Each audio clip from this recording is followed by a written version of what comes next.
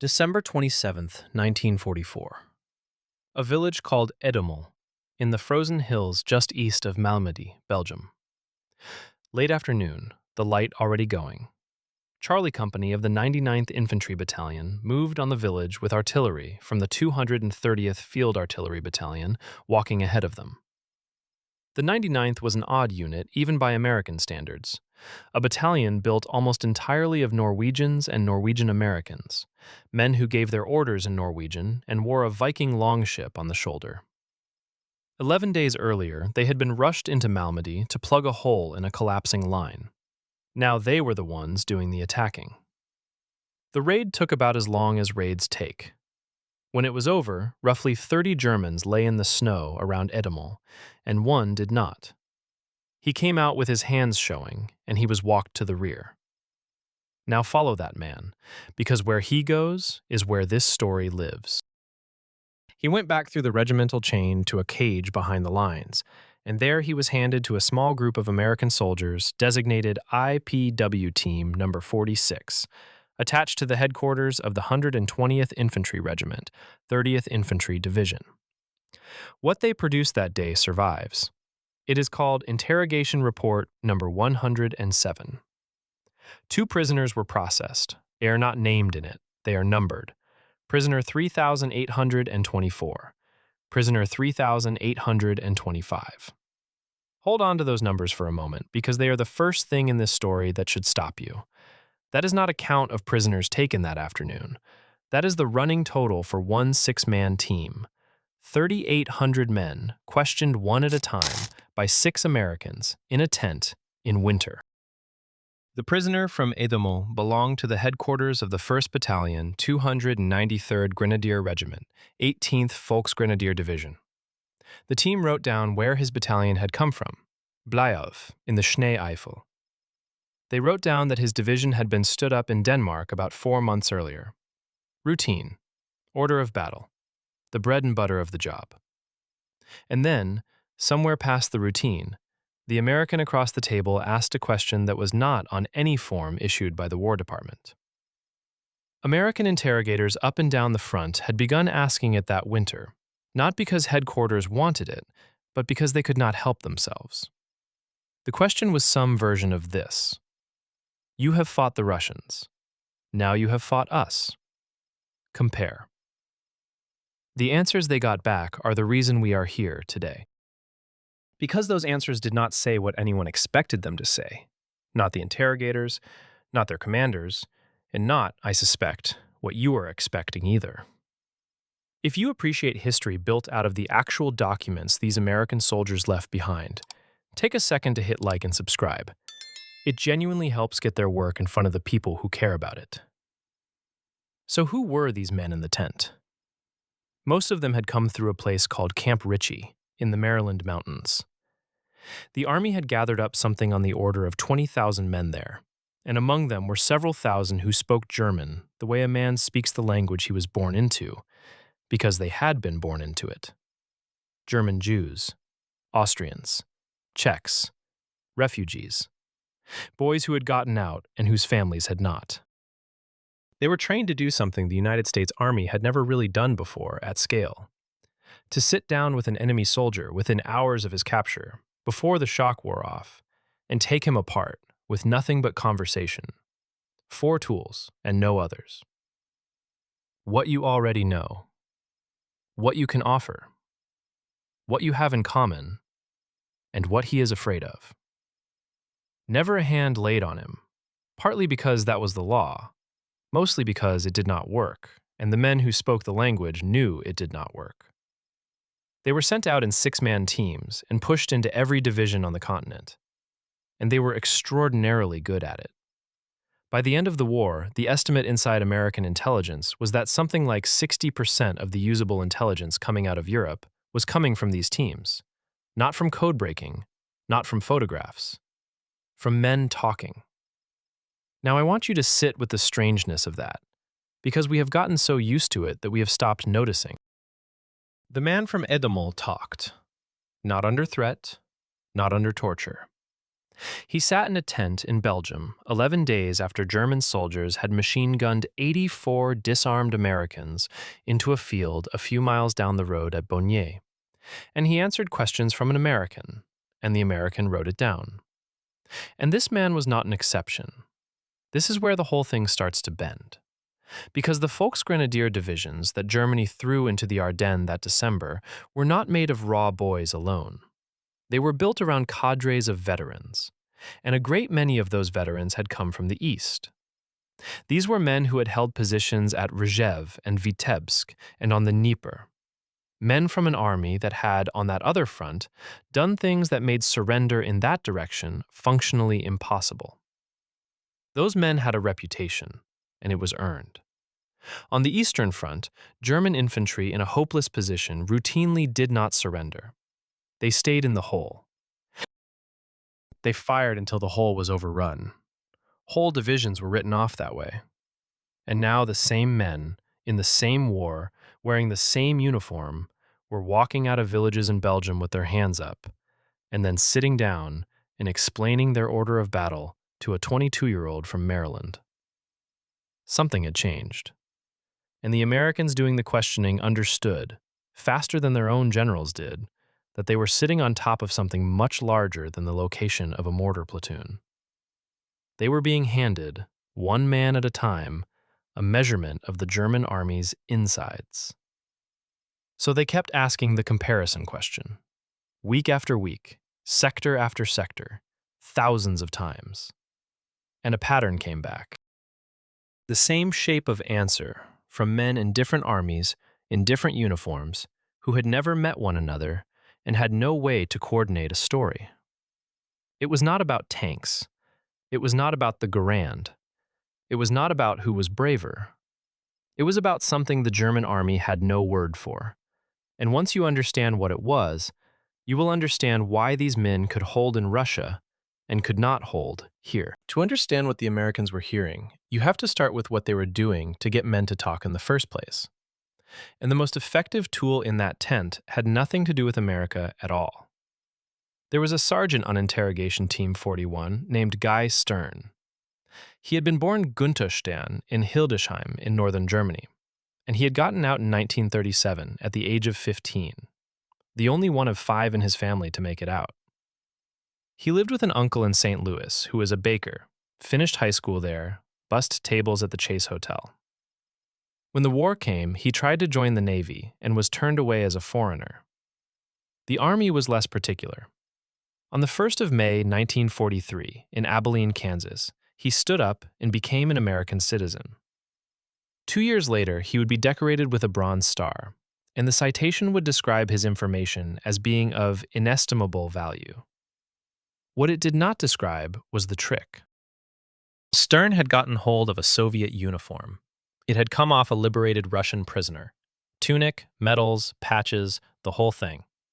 And when a German would sit down across from him and his partner Fred Howard and recite the Geneva Convention at them, name, rank, serial number, that is all you get, Howard would work him gently for a while, and then Stern would come through the flap of the tent wearing that uniform and speaking German with a heavy Russian accent. Kommissar Krukov, he called himself. Howard would play the friend. He would look at the man's own papers, taken off him at capture, and mention the wife, mention the new baby, mention the job waiting at home. And then he would say, very sadly, that this Russian is a difficult man, and that the camps in the East are primitive, and that people do not always come back from them. Here is what I want you to notice, and it is the hinge of everything that follows. The trick worked. It worked constantly. It worked on hard men. It worked on men who had refused everything else. And it worked because it was not a bluff. Both sides of that table knew the numbers, or knew enough of them. Something like 3 million German soldiers would end up in Soviet hands. Roughly 1 million of them would never come home. Men taken in 1943 died at rates that ran past half. The last survivors would not be released until 1955 and 56, a decade after the shooting stopped. Men walking off trains into a country their children did not remember them in. And every German soldier understood exactly why. He understood it because he knew what his own army had done first. Of 5.7 million Soviet prisoners taken by Germany, more than 3 million died in German hands. Starved deliberately, worked to death, shot. That was not a rumor in the Wehrmacht. That was policy, and the men in the ranks had watched it happen. So Germany had built, with its own hands, an eastern front from which there was no exit. Not because the Russians were monsters, because Germany had spent 3 years making surrender in that direction indistinguishable from death. And every private in every trench, from Leningrad to the Crimea, had done the arithmetic. That is why they held. That is the whole secret of that famous Eastern stubbornness that German generals would spend the rest of their lives writing books about. It was not fanaticism. It was arithmetic. Now put the same man in Belgium. Corporal Friedrich Bertenroth of the 2nd Panzer Division put it about as plainly as it can be put. In Russia, he said, he could imagine nothing except fighting to the last man, because going into a Russian camp meant you were dead. In Normandy, there was always something sitting at the back of the mind, that if it all came apart, the Americans were human enough that being their prisoner was, to some degree, attractive. Read that again, and notice what it is not. It is not admiration. It is not gratitude. It is not a man converted. It is a calculation, made by a professional, about the odds of being alive in 5 years. And America had, without ever sitting down and designing it as a weapon, created the conditions for that calculation.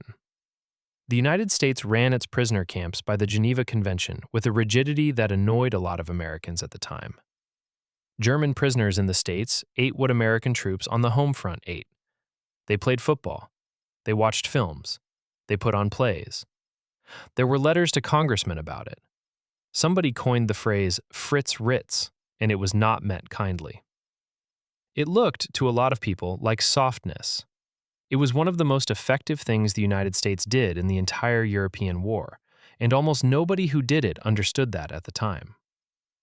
But, and here is where the story refuses to stay simple, that explanation is not enough. Not close to enough. Because if the only thing operating was a safe exit, then German soldiers should have been surrendering to the Americans in floods from the moment the first landing craft dropped its ramp. And they were not. In June and July of 1944, in the hedgerows of Normandy, German infantry fought the United States Army to a standstill for 7 weeks. In the Hürtgen Forest that autumn, they fought Americans for 88 days and bled them white. In the Ardennes, in the very week our man was walked out of Hadamar, they were attacking. The exit had been there the whole time. For most of the war, the overwhelming majority of them did not take it, which means the exit was not the cause. The exit was only the door. Something else had to happen first. Something inside the German soldier, or inside the unit around him, before he would walk through it. And the Americans in those tents were about to find out what that something was, from a source nobody in the United States Army had thought to trust. A stack of questionnaires, filled out in the mud, that would produce a number so wrong, it looked like a clerical error. Somewhere behind the front that winter, in a requisitioned building with a stove in it, American soldiers were doing something that would have looked absurd to anyone who wandered in. They were doing polling on enemy soldiers in wartime. The Psychological Warfare Division of Supreme Headquarters had an intelligence section, and in that section were 2 men whose names mean nothing to most people who love this war and should mean a great deal. Edward Shills, Morris Janowitz. Both were academics before the war, social scientists, the kind of men the combat arms tended to regard as ballast. Janowitz had studied under Harold Lasswell. Neither of them was going to storm anything. What they had instead was a questionnaire. It had been built with help from a British psychiatrist named Henry Dix, and it was standardized, which is the important word. Standardized meant that a prisoner questioned by a team in Lorraine and a prisoner questioned by a team in the Ardennes were being asked the same things in the same order. so their answers could be stacked, counted, and turned into a number. Nobody had ever done this to an army before. Not at this scale, not while the army in question was still shooting. And the American teams in the field hated it, at first. Understand what you are asking of a 23-year-old sergeant in a tent with mud on the floor. He has a prisoner in front of him who might know where the mortars are, right now, tonight. And headquarters wants him to spend his last 10 minutes asking the man how he feels about his officers. They did it anyway, thousands of times. And they added the captured mail, sacks of letters going home from the front and coming back from Germany, read by men who could hear every shading in them. Now, here is what everyone expected the answer to be. The theory of the German army, held by nearly every Allied officer in 1944, was that it ran on belief. 12 years of the Third Reich, the Hitler Youth, the oath sworn to a man rather than to a country. The Nazis had built a machine for manufacturing conviction, and the working assumption was that conviction was the glue. Break the belief, and the army falls apart. That assumption was the entire strategic basis of the leaflet campaign, the loudspeaker trucks, the broadcasts. Hundreds of tons of paper dropped on German positions arguing that the war was lost and the cause was rotten. So the interrogators asked, and they counted. In January of 1945, German prisoners taken on the Western Front were asked whether they still had trust in the Führer. 62% said yes. Take a moment with that number, because it is one of the most quietly astonishing figures to come out of the entire war, and almost nobody knows it. January 1945. The Ardennes offensive has failed. The Russians are across the Vistula and driving on the Oder. German cities are being burned off the map night after night. Every man in that room has watched his own army retreat across France, and he is standing in an American prisoner cage in a country his side no longer holds. And nearly 2 out of 3 of them, given a private opportunity to say otherwise to the enemy, said they still trusted him. Janowitz was careful about it. He noted, when he wrote it up, that a poll number like that cannot be read on its own, that it has to be set against the much larger body of what the interrogations actually showed. He was right to be careful, but the number is real, and it will not be argued away. Now hold that number next to the thing we started with, the veteran of the Eastern Front walking out of Edemol with his hands up. Those two facts should not be able to live in the same army. A man who still trusts his leader does not surrender. A man who surrenders does not still trust his leader. Every model of morale the Allies possessed said one of those two things had to be false. Both were true. At the same time. Often in the same man. And this is the moment where the story turns, so I want to mark it clearly for you. Because the Americans doing this work stopped asking whether the German soldier believed and started asking a different question entirely. A question that only occurs to you if you are sitting across a table from 3,800 individual men rather than reading estimates in a headquarters. They started asking, what was he doing in the 10 hours before he put his hands up? Not what did he think? What happened to him? And when they laid the capture reports side by side, something came out of them that had nothing to do with ideology and nothing to do with courage. Men did not surrender because they had stopped believing in the war. Men surrendered when the small group of men around them stopped existing. Not the division, not the regiment. The 8 or 10 men he ate with, dug with, slept beside. His section. When that was intact, a German soldier would do very nearly anything, and the polling on Hitler was almost irrelevant. When that was gone, the sergeant dead, the others scattered, the man alone in a hole in a wood with no one who knew his name, he became a different animal entirely, and often within hours. Schills and Janowitz would put this in print after the war, and it would go on to reshape how armies everywhere think about why men fight. But in the winter of 1944, they were not writing history. They were writing a target list. Because if that was true, then the question that mattered was no longer, how do we make Germans stop believing? It was, what breaks a German section faster, the Russians or us? And the men best placed to answer that were the prisoners themselves, the ones who had done both. So the interrogators asked them to compare. And the first thing the Germans said in answer was not the thing the Americans wanted to hear. It was a compliment to the Red Army. There was a German tank sergeant, a Panzer staff sergeant, taken by the Americans, who gave his interrogators the comparison in full. And it is worth walking through slowly, because he was not being sentimental, and he was not being clever. He was a professional, describing two different enemies to a third party who could not check his work. About the Russian, he said this: "The Russian never lets you forget, not for a single minute, that you are standing on his ground, and that you are the thing he hates. He will endure hardship that no other soldier will endure." And then the sergeant gave an image that has stayed in the literature ever since. If 9 men are killed trying to cut a path through the wire, the 10th will go anyway, and the 10th will get through.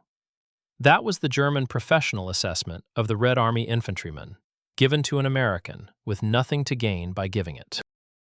Now hold that, because the same man in the same breath said something about the American, and it was not that the American was braver.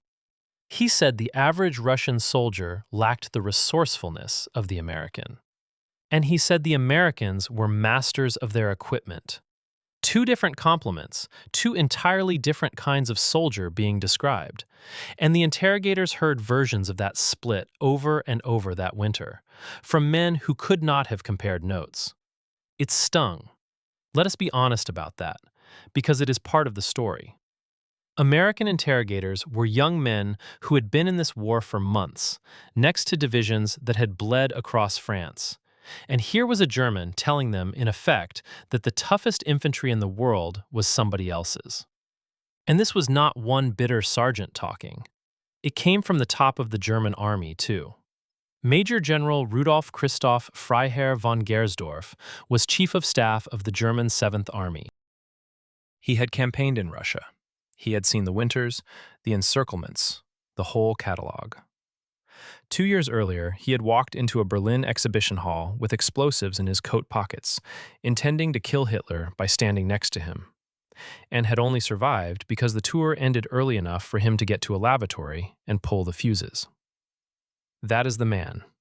And Gersdorf said that the fighting in the Hurtgen forest was the heaviest he had ever witnessed, worse than anything he had seen in Russia, and that it reminded him of the attrition battles of the last 2 years of the First World War. Now that is a stunning sentence, and it does something to the picture we have been building. Because Gersdorf was not describing American mastery of equipment. In the Hurtgen, there was very little equipment to master. The forest canceled it. The trees were too thick for aircraft to see through. The trails were mud. Tanks could not deploy, and artillery bursting in the treetops rained steel and splintered wood straight down on men lying flat. Americans learned in there that you did not go prone when the shelling started. You stood up and hugged a tree so that only your helmet was exposed to what was coming down. 88 days. The longest battle the United States Army fought on German soil, and one of the longest it has fought anywhere. And the German general, who had been to Russia, said it was the worst he had seen. So now we have two German judgments that appear to be in direct contradiction. The Russian is the harder man, and the hardest fighting of the war was against Americans. Both of those came out of the same army, frequently out of the same units. I want you to sit inside that contradiction for a minute, because the American interrogators sat inside it for months, and it is the exact place where the real answer is hiding. If you take the Germans at their word, and there is no obvious reason not to, since they had nothing to gain, then the thing that made fighting Americans unbearable was not the individual American infantryman being more ferocious than a Russian. The Germans said flatly that he was not. So the unbearable thing had to be coming from somewhere other than the man with the rifle. Watch what that panzer sergeant actually praised. Not courage, resourcefulness, mastery of equipment. Those are not descriptions of a warrior. Those are descriptions of an operator, a man who is very good at running a machine that is much larger than himself. And then look at what he praised in the Russian: endurance, hatred, the willingness of the 10th man. Those are descriptions of a warrior with nothing behind him. The Germans, without ever framing it this way, were describing two completely different mechanisms of defeat. And they had a word for one of them, and no word at all for the other. The word they had was Materialschlacht, the battle of material. It was an old term, inherited from the trenches of the First War, and it meant being ground down by an enemy who has more shells than you have. Every German officer understood it, and every German officer used it, and it was, in 1944, a comfortable thing to say. It let you lose while remaining the better soldier. We were not outfought. We were outweighed. That explanation was wrong, and the interrogation reports were quietly proving it wrong, one prisoner at a time. Because if the Americans were simply a mountain of shells, then the German response should have been the same response they had used in Russia against a mountain of shells, which was to dig in, absorb it, and hold, and which had worked, at hideous cost, for years. Instead, something else was happening to them. Something that took the 8 or 10 men around a soldier and removed them from him. Not always by killing them, faster than any artillery on the Eastern Front had ever managed. The prisoners kept describing it. They described it in fragments, in ordinary language, without ever seeing that they were all describing the same thing. And an American, sitting in a tent with a pencil, began to notice that the fragments fit together, and that what they added up to was not a weight of metal at all. It was a clock. Here is one of those fragments, and I want to give it to you the way a prisoner would have given it, as a small, confusing complaint, not as a revelation. A German company commander describes moving a platoon between two positions in daylight. Ordinary business. Men in file, spread out, using the ground. Somewhere behind the American lines, a lieutenant he will never see says a few numbers into a radio. And then, with no ranging shots, nothing walking toward them, no warning at all, every gun within reach of that map square fires, and every shell arrives in the same instant. That last part is the whole thing. That is what the Germans could not place. Artillery has a rhythm, and every infantryman on Earth knows it. The first round lands long. You have a few seconds. The second lands short. They are bracketing. You have a few more. And in those seconds, a trained soldier gets into the ground and lives.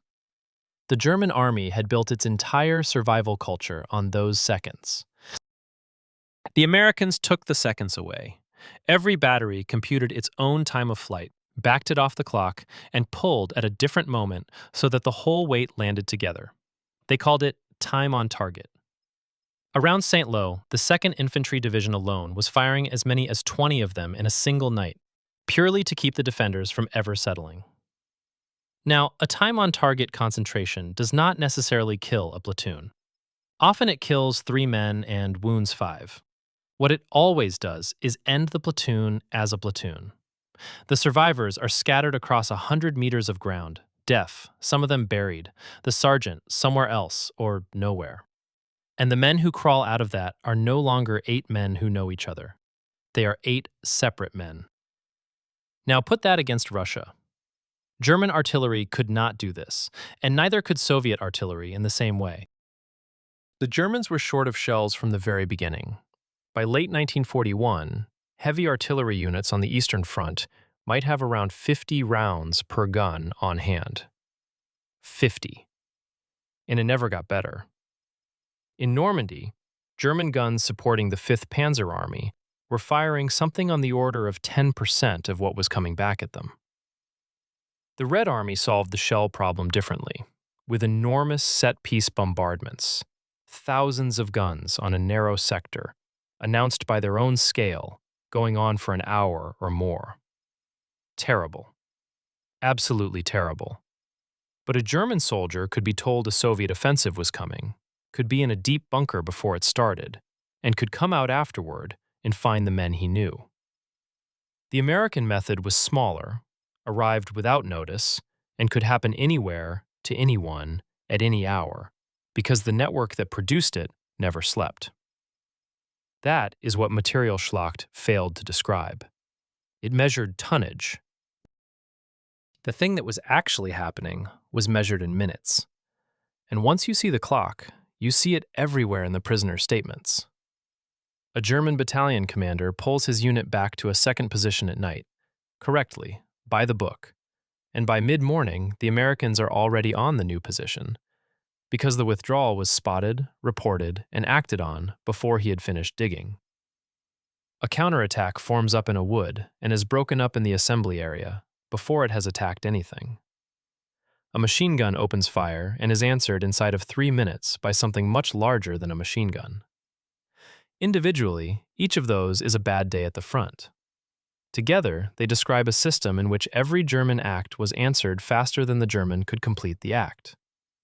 And a unit that is always being interrupted mid-motion never gets to be a unit. It never gets the hour of quiet in which a sergeant walks the line and the men become 8 men who know each other again.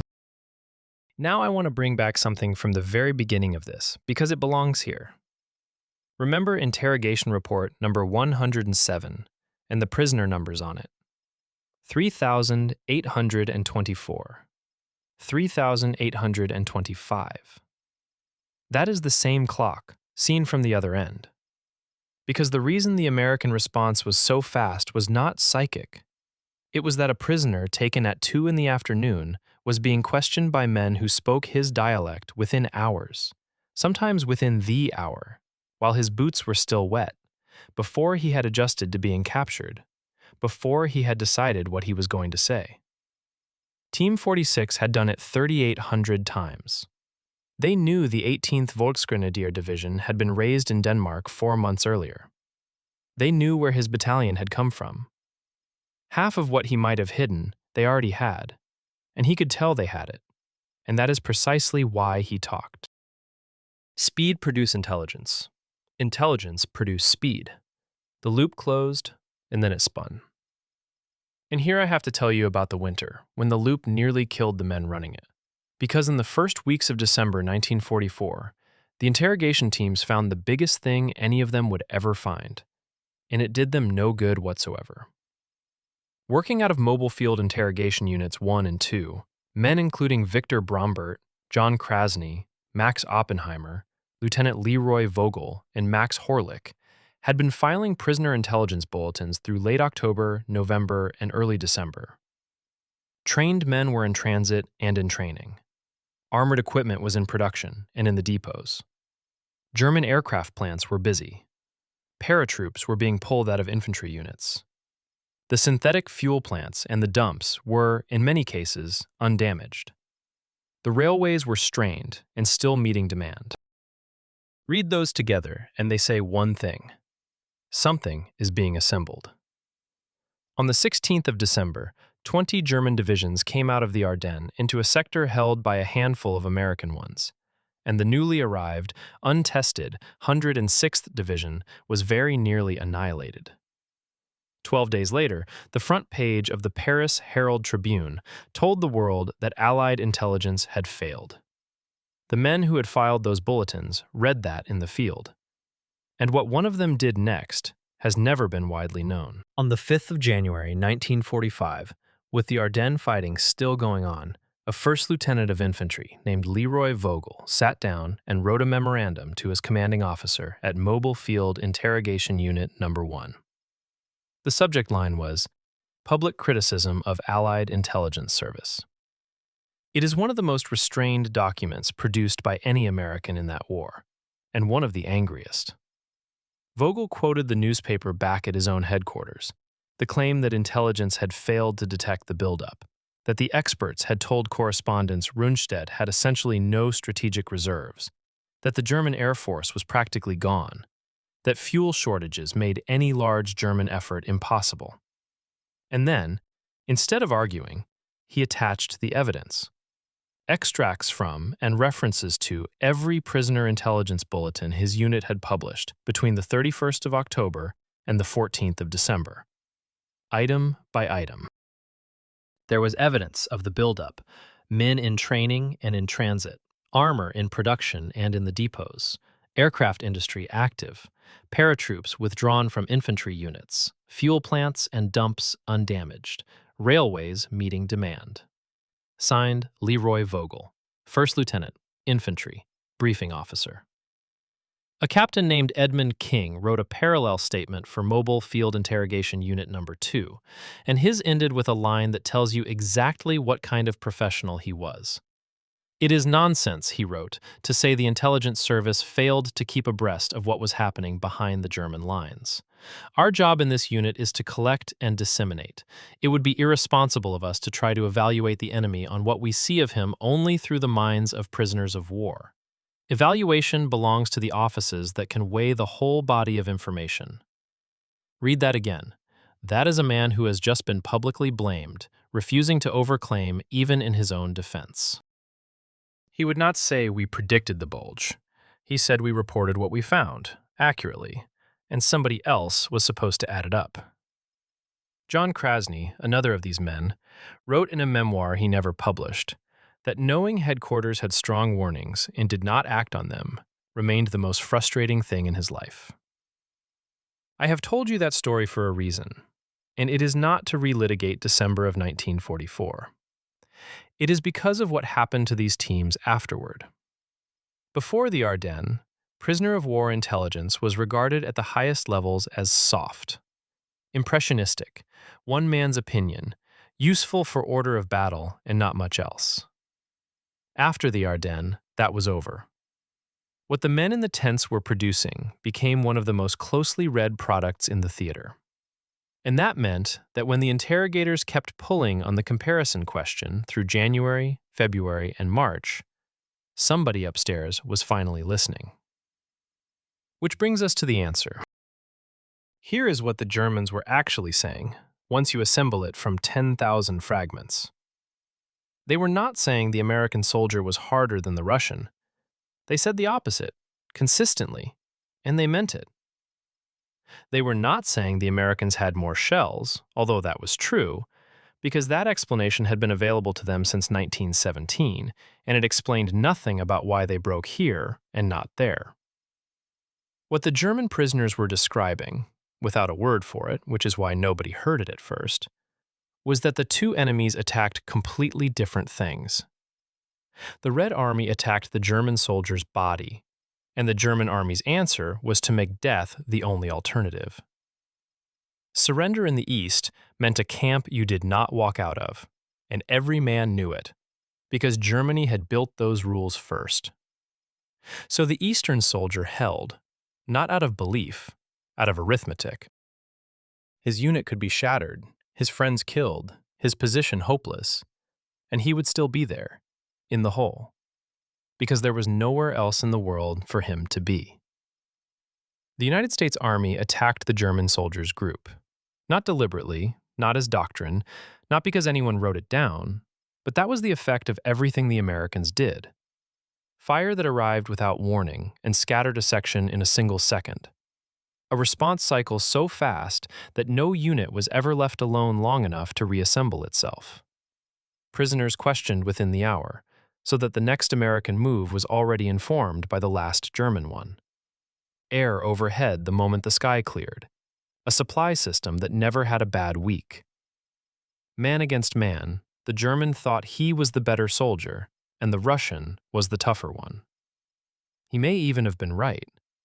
It did not matter. He was never permitted to be a unit. And then, and this is the part that makes the whole thing lock, behind that, the Americans had left a door open, not out of strategy, out of habit. Because the United States ran its prisoner cages by the Geneva Convention with a stubbornness that irritated its own public. Because German prisoners in America ate what American soldiers ate, and played football, and put on plays, and somebody sneered about the Fritz Ritz. Because a captured man was handed to a 22-year-old who spoke his language and did not touch him. So the German soldier in the West faced a completely different equation from the one he had solved in Russia. There, the group broke and he stayed, because staying and dying were the same as surrendering and dying. Here, the group broke, faster, more often, more permanently, and when it broke, he found himself alone in a wood with a decision to make. And for the first time in the entire war, one of the options was survivable.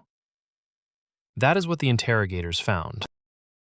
That is what stopped them. Not that the Germans admired the Americans. Not that they had stopped believing. 62% of them still said they trusted the Führer in January of 1945. And that is the point. That is exactly the point. Belief was never the load-bearing wall. The load-bearing wall was the 8 men beside you and the certainty that there was no way out. America knocked out the first and, without meaning to, unlocked the second.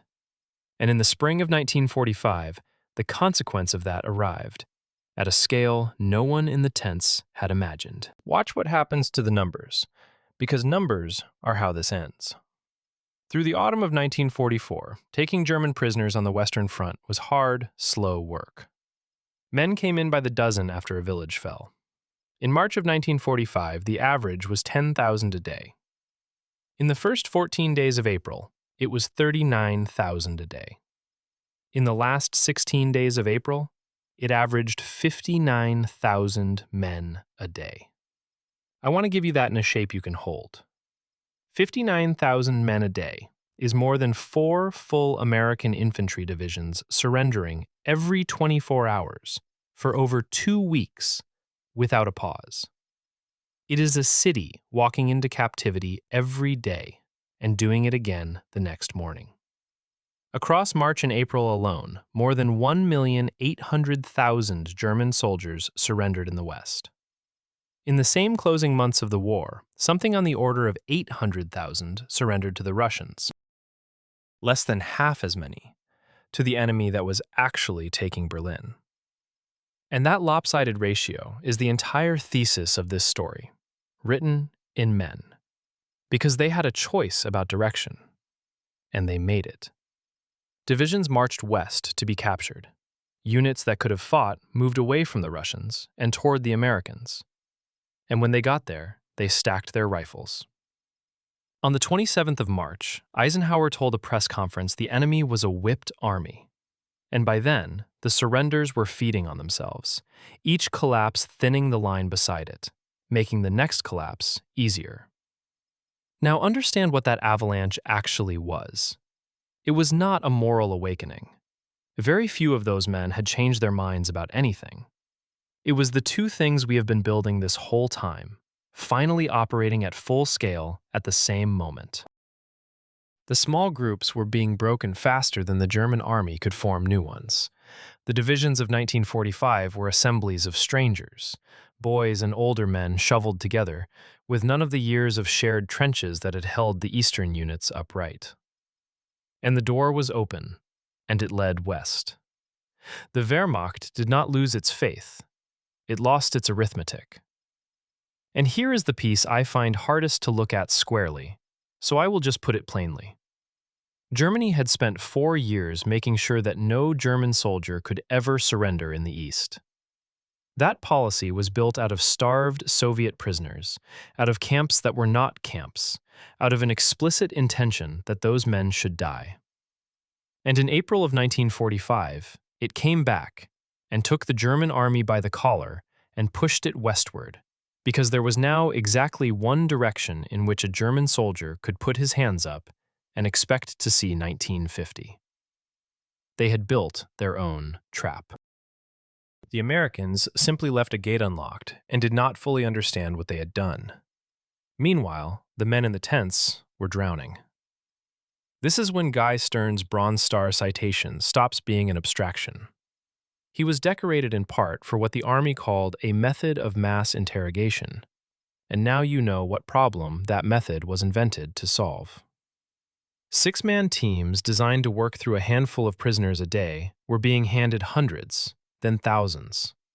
You cannot sit each of 59,000 men down individually. So they built ways to sort at speed, to work a crowd, find the 4 men in it who knew something, and pull them out of the mass in minutes rather than hours. And now, in the spring, the teams crossed into Germany itself, which changed the job into something none of them had trained for. Werner Angres had jumped into Normandy on the 6th of June, his first parachute jump ever, made with special permission he had personally asked of General Gavin, because Angres had been assigned to the 82nd Airborne without being a paratrooper and refused to let his division go without him. 9 days later, he was captured behind German lines, a German-born Jew, in an American uniform, in German hands, who kept his mouth shut about both facts until American troops reached him near Cherbourg. He went back to work, Holland, the Ardennes, and then across the border into the country he had run from. When the 82nd went into Germany, Angres's language made him General Gavin's personal interpreter. He also took part in the liberation of a camp, Ludwigslust, Wirbelin. Think about who was in that tent, now, on the German side of the Rhine. American sergeants who had left Germany as children in the 30s, questioning German soldiers about German towns those sergeants had grown up in a German that still had the local accent in it. Prisoners who could hear that accent and could not always work out what it meant. And a great many of those Americans were, at that exact moment, still writing letters to the Red Cross and to refugee agencies, asking for word. Guy Stern's last letter from his mother had been mailed in 1942, postmarked Warsaw. So there is one thing left to settle, and it is the thing this whole investigation has been circling. We know what the Germans said about the Russians. We know what they said about the Americans. We know why the 62% number and the surrender avalanche could both be true at once. But there is a question underneath all of it that the interrogation reports do not answer, because it was never a question anyone thought to put on the form. The interrogators were the ones who had been thrown out of Germany. Their families had been taken by the men whose comrades now sat across the table. Every single day, for a year, they sat down with those men and did not touch them, did not shout, and got the truth out of them by being decent, patient, and better prepared. Why did they do it that way? There is a very simple answer, and it is not the one about the Geneva Convention, and it comes from a man who was there. He said it decades later, in an interview, in a single sentence, and it explains, better than any doctrine, why the door was open in the first place. His name was John Gunther Dean. He had been born Dienstfertig in Breslau, and he came to America as a boy. During the war, he was a private with a duffel bag, sent to a drugstore on a corner in Alexandria, Virginia, and told to telephone a number.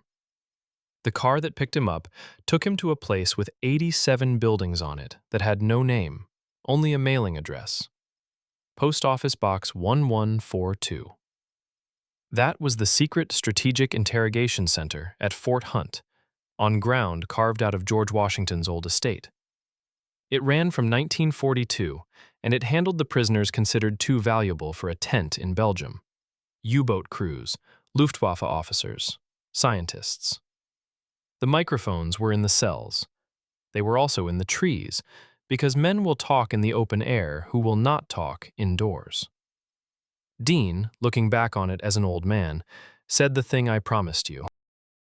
He said that at 1142 they had everything on their side, and that they were largely accepted, and that this made a great difference. And so, in dealing with prisoners and with the men who came over, they behaved according to the law.